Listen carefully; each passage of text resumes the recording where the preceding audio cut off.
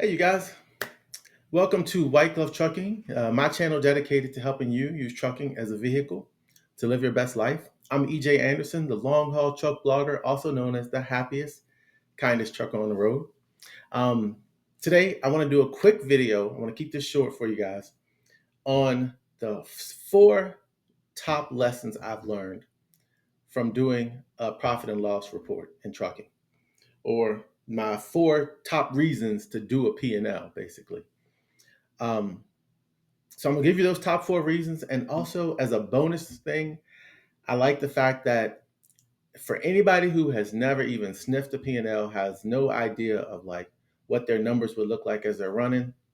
You can also just take a look at my numbers and it won't be the same as yours, but at least you'll have an idea of kind of like what one trucker's numbers look like, to help you, give you an idea of what may be going on with your operation. Okay, so let's jump right into it. So the number one reason, gonna make this bigger so you guys can see it.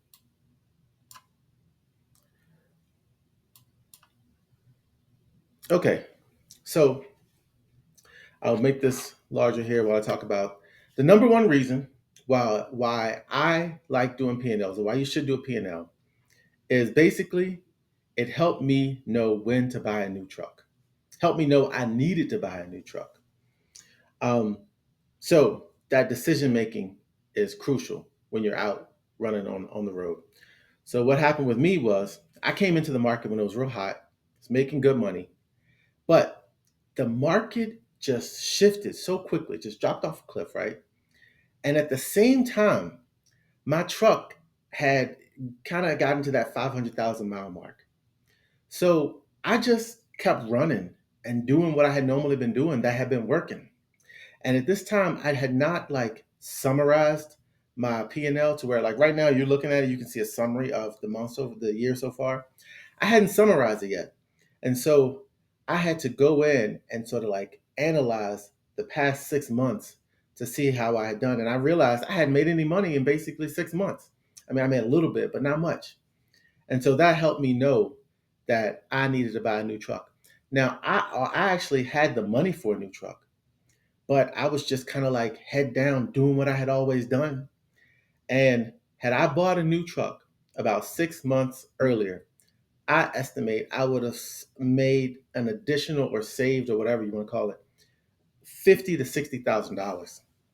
So that lesson, I mean, it was an expensive lesson. I could have made, if I'd known earlier, I could have saved money, but at least I knew from that point going forward what I needed to do.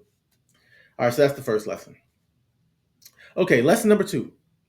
Um, for lesson number two, I'm going to call this, um, for lesson number two, I'm going to say you can just forget rules of thumb of what you think you should be getting in terms of rate per mile, or what he said, she said you should get in order for rate per mile to move your truck, right? So when I look at this,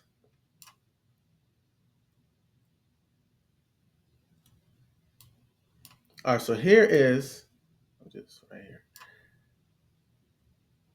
So here's my revenue per mile. Here's May 175, average 177 for the year, right? Now I hear so many truckers saying, I won't move my truck for less than $4 a mile, or $3 a mile, or $2 a mile, whatever it is. And that's great. But when you have a P&L, you actually know your numbers. You know your fixed expenses right there. You know your variable expenses. You know your total cost per mile. And so you know what you can make at any given rate per mile. So if I said to myself, I'm not going to move my truck for less than $2 a mile, this over $12,000 I netted in May would have never happened. I would have just sat on my ass and been doing nothing. Um, Now that number, if you look at my revenue per mile, that includes deadhead, and that includes when I go on trips and do fun stuff, and I'm not without a load. So mine is probably a little bit higher than that. that averaging that 177 per mile. But yeah, that just gives you an idea. Okay, so that's number two. Um,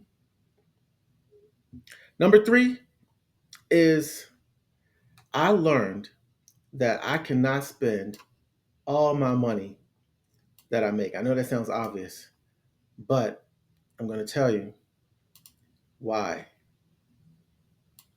So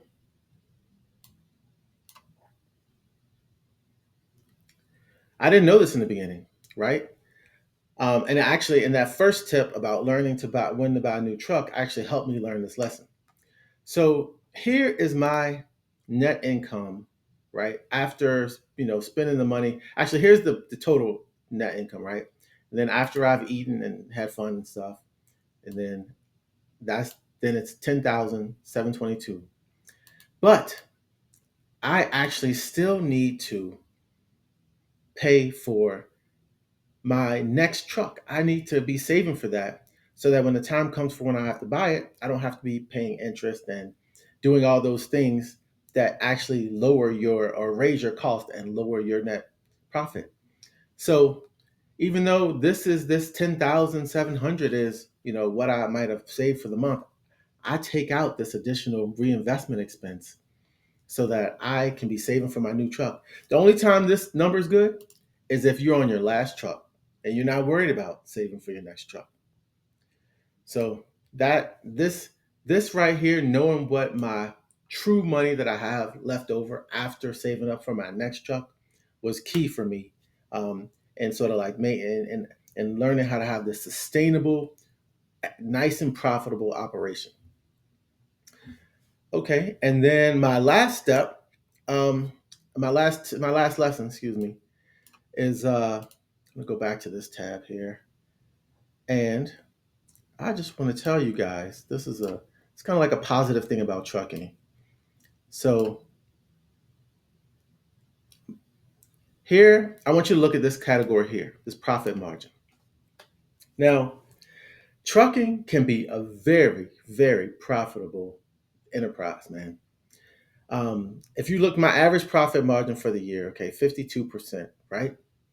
That's great, and that statistic everybody hears about trucking. 8 out of 10 trucking companies fail within their first 5 years. I mean, it's a true statistic, but it doesn't have to be. Trucking can be a great, profitable enterprise for us out here. Look, I pulled this up just when I was kind of researching. I mean, these are some net margins for certain different industries, right? Look at this: software, 15%; drugs and pharmaceuticals, 18%; apparel, 5%; household products, 11. Um, what else? Retail, grocery, 1.9. And here we are.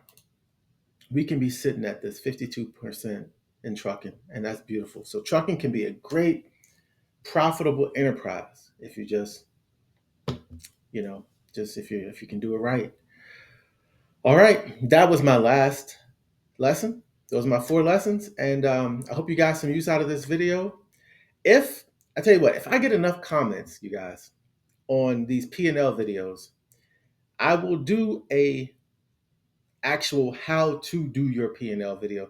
I just tried it, and I just think I think it's kind of boring. I don't know how many people would actually really be interested in seeing that and watching that. So, but if I get enough comments, I will definitely do it. All right. Well, I hope you found this helpful, and I will see you on the next one. Thanks for tuning in. Take care.